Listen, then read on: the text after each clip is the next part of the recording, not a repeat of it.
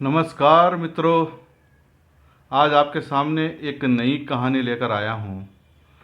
घायल शहर की एक बस्ती। इस कहानी को अंत तक ज़रूर सुनिएगा। सब्सक्राइब करना भी ना भूलें, बल्कि अभी सब्सक्राइब का बटन दबा ही दीजिए। तो प्रस्तुत है घायल शहर की एक बस्ती। इस कहानी के लेखक मोहनदास नेमीदास का जन्म 1949 को मेरठ के एक दलित बस्ती में हुआ। इनका रचना क्षेत्र भी दलित ही रहा है। दलित समाज और भारतीय इतिहास को लेकर उनकी लिखी टिप्पणियां महत्वपूर्ण हस्तक्षेप रही हैं। घायल शहर की एक बस्ती मोहनदास नेमीदास की ऐसी रचना है जिसमें दलित होने की पीड़ा तो है, लेकिन उसमें कोई हीनता बोध नहीं है। इसमें अपने शहर के माध्यम से लेखक भारतीय समाज में व्याप्त छुआछूत और ऊंच नीच की समस्या को रचना का अनुभव बनाते हैं और इस खतरनाक सच्चाई से परिचित कराते हैं कि पढ़े लिखे लोग भी इस मानसिक पिछड़ेपन से मुक्त नहीं हैं। मेरठ शहर सांप्रदायिक दंगों की आग में झुलसता रहा है। शहर में बस्ती बस्ती आग बरस रही है, मार काट मची है। लोग चीखते चिल्लाते जान बचाकर भाग रहे हैं। इन्हीं दंगों में दलितों को यह एहसास भी होता रहा है कि वे ना हिंदू हैं और ना मुसलमान। उनके भीतर से सवाल दर सवाल उभरते रहे हैं। इन्हीं सवालों के उत्तर तलाशने की कोशिश है घायल शहर की एक बस्ती। शहर की घनी आबादी से हटकर एक बस्ती है। कच्ची और भुरभुरी ज़मीन पर टिके कुछ अर्धनग्न मकान, जिनमें अधिकांश घरों के दरवाज़ों पर टाट बोरी के झूलते फटे पुराने टुकड़े। वैसे इस तरह के पर्दे होने के बावजूद बाहर से घर के अंदर का मानचित्र बखूबी दिखाई पड़ता था। बस्ती में एक दो घरों को छोड़कर सभी कच्चे कोटे थे। उनमें भी कुछ खंडहर मात्र ही किसी इतिहासकार द्वारा कराई गई खुदाई के बाद खोज में मिले अवशेष हों जैसे। अधेड़ दीवारों पर झूलती बीमार छतें। कुल मिलाकर मकानों के नाम पर उनके कंकाल ही थे। जहाँ शहर के भीतर बड़े बड़े आंगन वाले मजबूत और चमकदार मकान होते, वहीं शहर के हाशिए पर बिछी हुई बदबूदार अंधेरी और सिलन भरी छोटी छोटी कोठरियाँ भी शहर में प्रवेश करने वाले हर मेहमान को गरीब और गरीबी की याद दिलाती रहती। इसी बस्ती में रह रही इंसानी जिंदगियों से ही समूचा शहर धड़कता था। आजकल वह घायल है। शहर केवल सिसक भर सकता था। दहशत में डूबा शहर अकेला सा पड़ गया था। खौफ की भाषा अधजले मकानों की जर्जर दीवारों पर आसानी से पढ़ी जा सकती थी। सड़क के बीचों बीच पड़े रिक्शाओं के कंकाल। 6 दिन पूर्व तक इन्हीं रिक्शाओं पर बैठकर अनगिनत सवारियों ने अपनी अपनी मंजिल तय की होगी। उनमें से ही कोई रिक्शा शहर की किसी गुमनाम बस्ती में रहने वाले कल्लू का भी होगा, या फिर बिहार के किसी राम लखन का। अब न रिक्शे की पहचान शेष रही थी और न ही रिक्शे वाले की। दोनों की पहचान गड़मड़ हो सांप्रदायिक आग में झुलस गई थी। शहर की सूरत भी फौजी छावनी में तब्दील हो चुकी थी। पिछले एक हफ्ते में शहर में कर्फ्यू लगा था।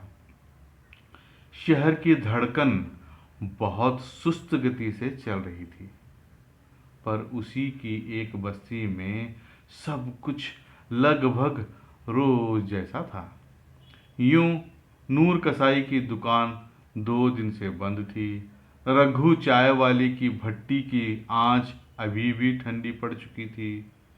लेकिन रामनाथ बनिए की परचून की दुकान रोज खुलती थी। उसी बस्ती की अनगिनत छतों पर बच्चे दिन में पतंगे उड़ाते। वहाँ राजू की पतंग यासीन की पतंग से बखूबी पेच लड़ाती होती। सड़क पर हथियारबंद पुलिस के जवान कभी कभी राउंड लेते। तब भी इस बस्ती को दिनचर्या पर कोई असर न पड़ा। गली के नुक्कड़ पर लगे इकलौते सार्वजनिक नल के आसपास पानी के लिए इकट्ठा हुई औरतों के बीच वाक युद्ध में वैसी ही गर्मी हुई। बस्ती में एक तरफ छोटा सा मंदिर था तो दूसरी ओर मजार थी। शाम ढले अज्जलबी को दर्द होना शुरू हुआ और रात होने से पहले पहले बच्चा हो गया। सुमरती दाई ने वहां पहुंचने में जरा भी देर न की थी। गरीब बस्तियों में आसपास के मकानों की दीवारें ही ऐसी होती हैं जिनके आर पार सभी कुछ देखा और सुना जा सके। सुमरती दाई वापस लौटी तो हरिया पूछे बिना न रह सका। सुमरती ने बतलाया तो पहले उसने मोटी मोटी 2-3 गालियां मुंह से उगल डाली। सयाले को अभी पैदा होना था, 10 दिन आगे पीछे नहीं। देख लियो सुमरती, ससुरे को बस्ती वाले दंगे की औलाद ही कहकर बुलाया करेंगे।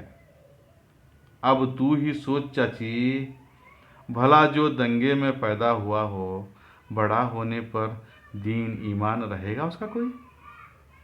इधर हरिया अपनी धुन में बोलता ही जा रहा था और सुमरती दाई हूँ हाँ करती जा रही थी। वो तो चाची अज्जन की किस्मत समझ, वरना क्या सयाले पुलिस वाले उसका बच्चा जनवाते? बाद में धीरे से हरिया ने पूछा, पर ये तो बतला चाची, बच्चा कैसा है? सुमरती दाई ने जवाब में कहा, चांद सा। उत्तर सुन हरिया का मन पंखुड़ी की तरह खिल उठा था और मन ही मन दुआएं दे डाली थी उसने।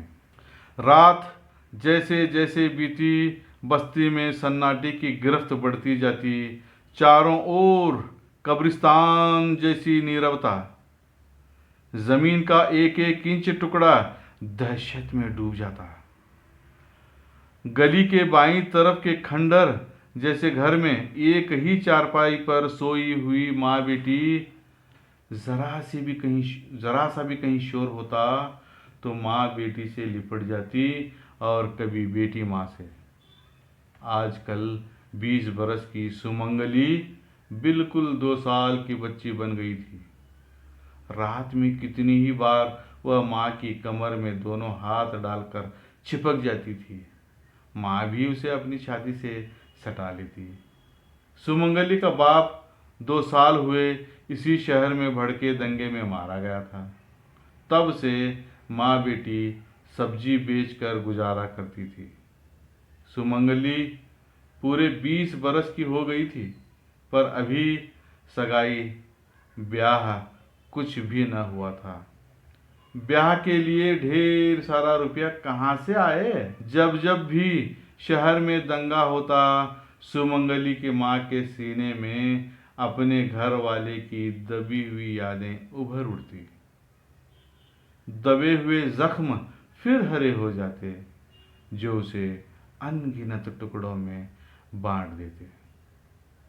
वह भीतर और बाहर से बढ़ती चली जाती, जैसे जैसे अपने आप को जोड़ना चाहती, वैसे वैसे उतना ही बिखरती।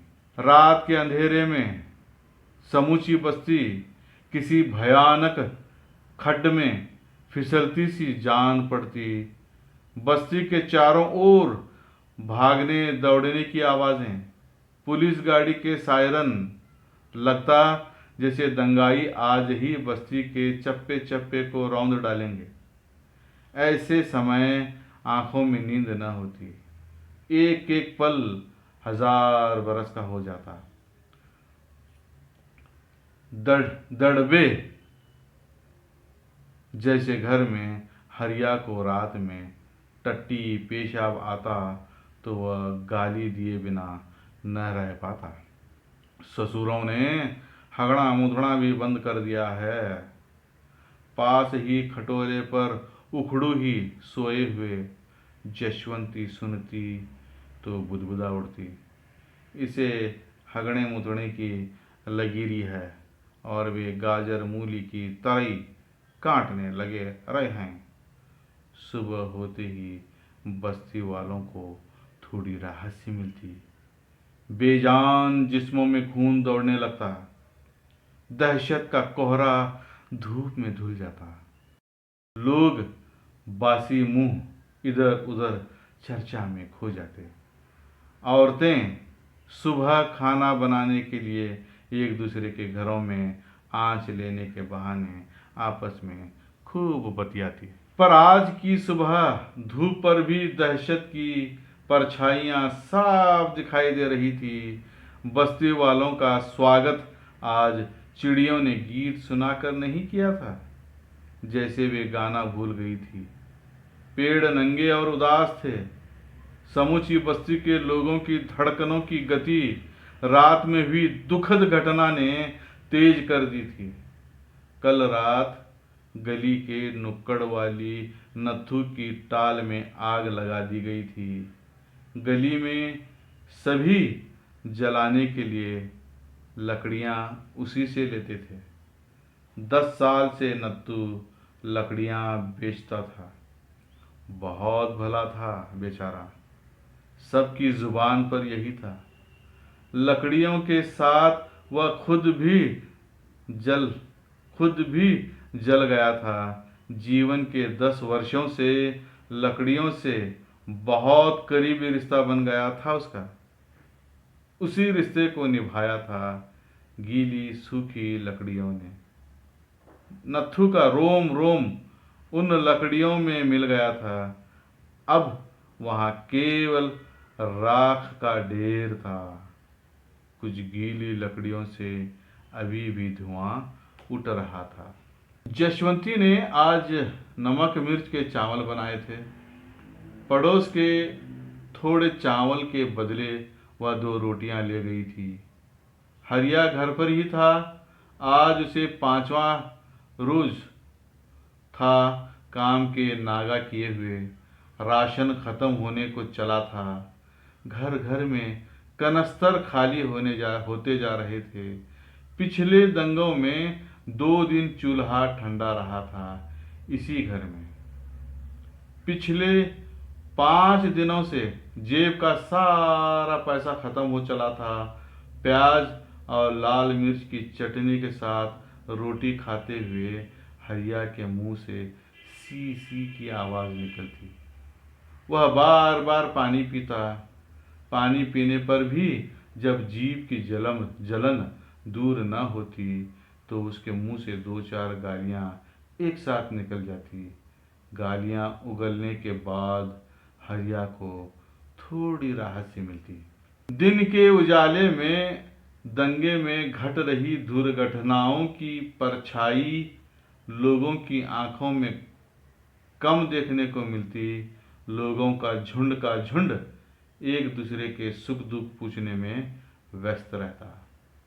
अफवाह गली के एक कोने से दूसरे कोने तक तैरती होती। पर जैसे जैसे शाम उतरती बस्ती में सन्नाटा उतर जाता। हाड़ मास के शरीर दहशत का कफन ओढ़कर सोने का प्रयास करते। बस्ती में रामनाथ का 2 तल्ला मकान था।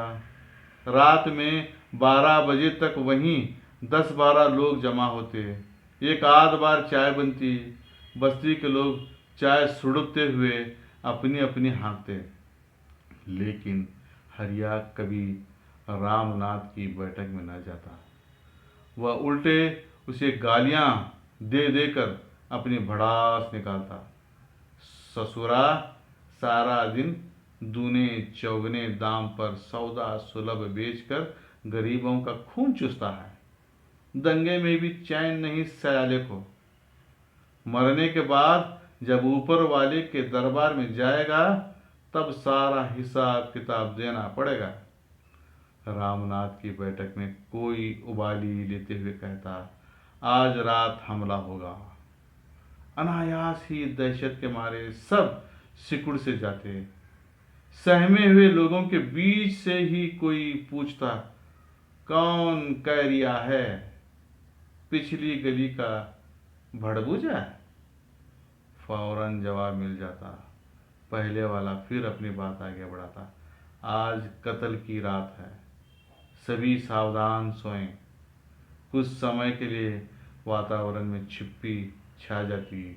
इस बीच बाहर से पुलिस की गाड़ी गुजरने की आवाज़ आती। तब झट से बैठक की बिजली बंद कर दी जाती। सभी कुछ अंधेरे में समंदर में डूब जाता। केवल खुसर फुसर की भाषा वातावरण में तैरने लगती। कच्चे कोठे में बराबर बराबर चारपाई पर लेटे थे हरिया और जशवंती।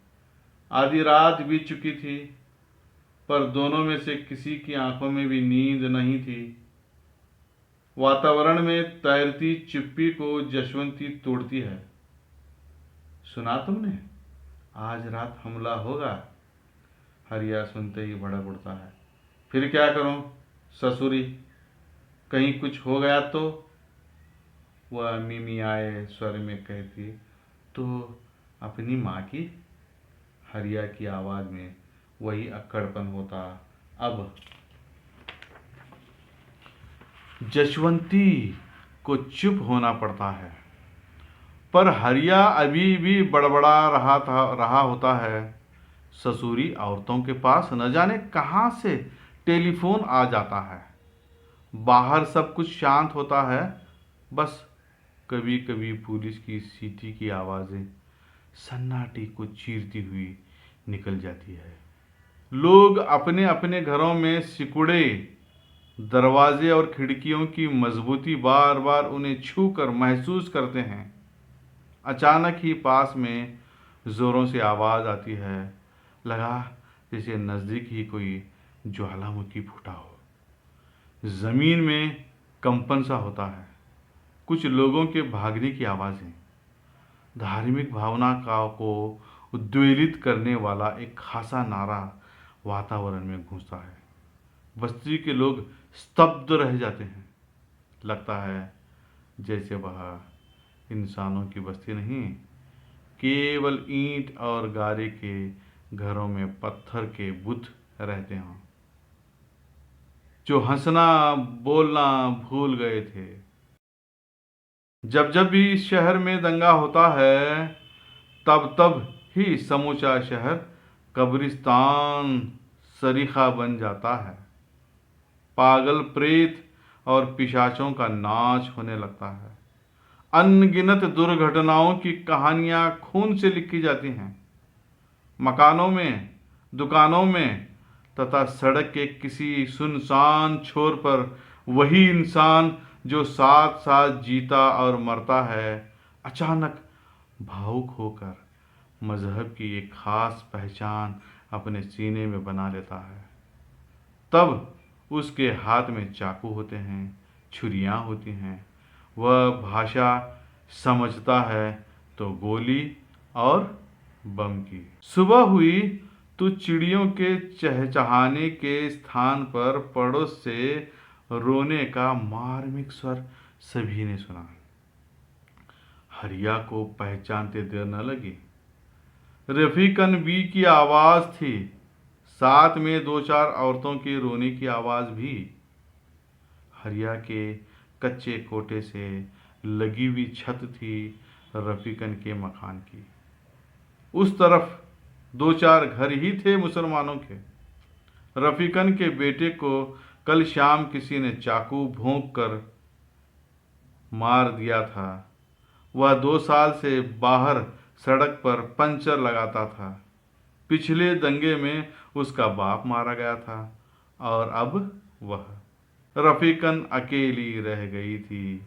उम्र होगी यही 50 वर्ष, पर अब देखने से लगता है जैसे जीवन के आखिरी पड़ाव पर आकर स्थिर हो गई हो। वह मौत के बिल्कुल करीब रफीकन ने बेटे के गम में अपना सिर फोड़ डाला था और रो रो कर बुरा हाल कर लिया था। कभी रोते हुए कुछ न कुछ अपने आप से ही कह उठती। हरिया अपने छत पर उखड़ू हो बैठा था। रफीकन के रोने की आवाज़ उसके कानों में बहुत ज़ोर ज़ोर से टकरा रही थी। उसका सिर तमतमा उठा था। वह मुट्ठियां भींचकर अपने ही आप से अनगिनत सवाल कर बैठता। दंगे में आखिर गरीब आदमी ही क्यों मरता है, अमीर क्यों नहीं? रफीकन के घर में दो चार महिलाओं के बोलने चालने की आवाज़ें साफ सुनाई पड़ रही थी। कोई कह रही थी, पाकिस्तान से पिछले हफ्ते चिट्ठी आई थी, लिखा है अब हिंदुस्तान में रहने का धर्म नहीं है। शेष महिलाएं उसकी हाँ में हाँ मिलाने को विवश थी। दिन होने के बावजूद एक बार फिर बस्ती दहशत में डूब गई थी। ठंडे चूल्हों के आसपास उदासी लौट आई थी। जशवंती के यहाँ आज कुछ भी नहीं बना था। करीब दिन के 10 बजे कर्फ्यू खुला। 11 बजे राशन की गाड़ी आई। बस्ती के लोग सुलगाई चील कौवों की तरह टूट पड़े थे, पर हरिया ने आज मना कर दिया था जशवंती को भिखारियों की तरह राशन लाने को। घर में एक दाना न था। शाम तक कर्फ्यू खुला था। 7 बजे से पहले सभी को अपने अपने दड़बों में घुस जाना था।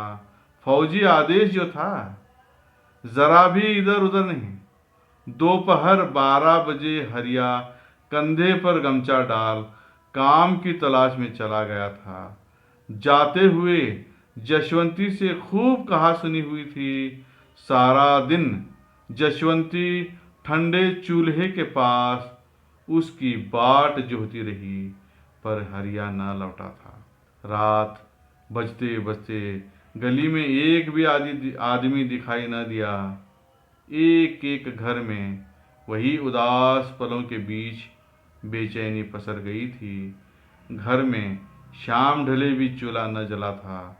जशवंती की आंखें दरवाजे की ओर ही लगी थी। शाम ढली तो रात घिर आई, पर हरिया का कहीं अता पता न था। जशवंती ने सारी रात जाग कर काटी। कुछ देर के लिए आंख लगी तो सो न सकी। डरावने सपने उसे सोने न देते। सुबह मुंह अंधेरे पुलिस की गाड़ी आई। जशवंती ने घर में बैठे बैठे ही आहट सुनी। एक पुलिस वाला दरवाजे पर खड़ा था, जो हरिया के मकान के बारे में पूछ रहा था। हरिया पुलिस की गाड़ी में अपने ही घर के बाहर सोया हुआ था, गहरी नींद में। कल रात उसे किसी ने गोली मार दी थी। गोली अभी भी उसके पेट में थी। प्रशासन को शहर में शांति बनाए रखने के लिए पेट से गोली निकालने की फुर्सत भी न थी। एक जिस्म बाहर था और एक अंदर जशवंती चिल्ला रही थी, मुझे भी गोली मार दो, मुझे भी गोली मार दो। पुलिस के एक बड़े अफसर के स्वर में अम्मा जी कहते कहते झुंझलाहट झलक आई थी।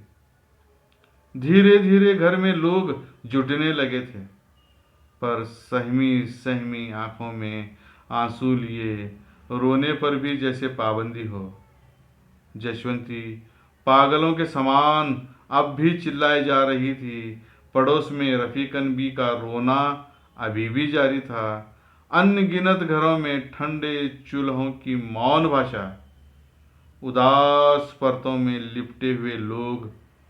शहर में हर तरफ पुलिस की चौकसी थी, फिर भी हर गली तथा सड़क के चौराहों पर लाशें ही लाशें पड़ी थी। जैसे पुलिस का काम अब जिंदा लोगों की हिफाजत करना नहीं, बल्कि मुर्दों की ही निगरानी करना शेष रह गया हो। बाहर गाड़ी में रखी हरिया की लाश और अंदर मन को हिला देने वाली जशवंती की चीख, उन दोनों के बीच प्रशासन संवाद बनाती पुलिस। फिर शायद कोई लाश कूड़े के ढेर या सड़क से किसी निर्जन कोने से उठाकर पुलिस को कहीं पहुंचानी होगी। घर घर चूल्हे ठंडे हो गए थे। घायल शहर की धड़कन एक बार को रुक सी गई थी। धन्यवाद।